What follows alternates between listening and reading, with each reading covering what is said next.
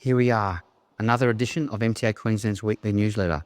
Of course, today I'm standing before you. It's only a couple of days before our gala. We're very excited. We can't wait to see you all on Saturday night. Looking forward to celebrating the year that was and some of the best in our industry.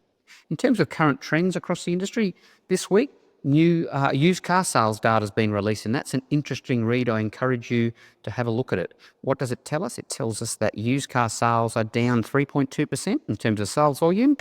Listings are up 1%, and that's continuing a downward trend in prices. So that's quite intriguing for all of our businesses that are engaged in that part of the industry.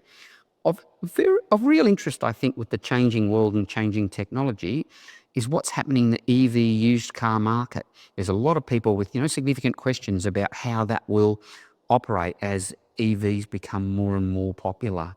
Well, at the moment, EVs used cars, we're told, are oversupplied. So there's an overstock of them, which does impact on price, and it means it's taking longer to sell them because there's an oversupply. Of course, what's happening is EV new cars are being discounted. Again, that adds some challenges to selling them.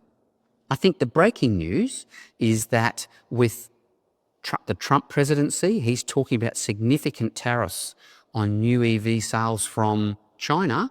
The general conclusion is that means more Chinese-made EVs will come our way. It'll be really interesting to see how that impacts over the coming years. Other news in our newsletter. Now, this is a really good reason for all of you used car dealers out there to be involved with our division, because there's a scam going on around used cars.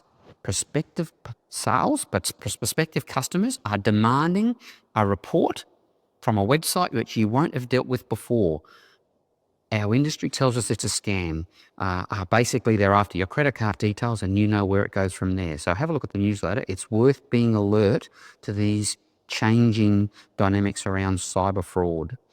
The final bit I want to talk about, again, every single week I talk about how members still tell us that their number one shortage is around labour and skills. Have a look at the Industry Workplace Advisor webinars that are coming up. They're really worth a look. We've got one on how to manage diversity in the workplace, because everyone's workplaces are changing, and yes, it means you must change as well.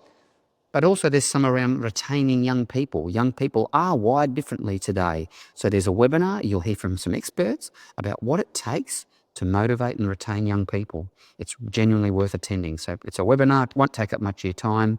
We'd love you to enrol. See you at the gala.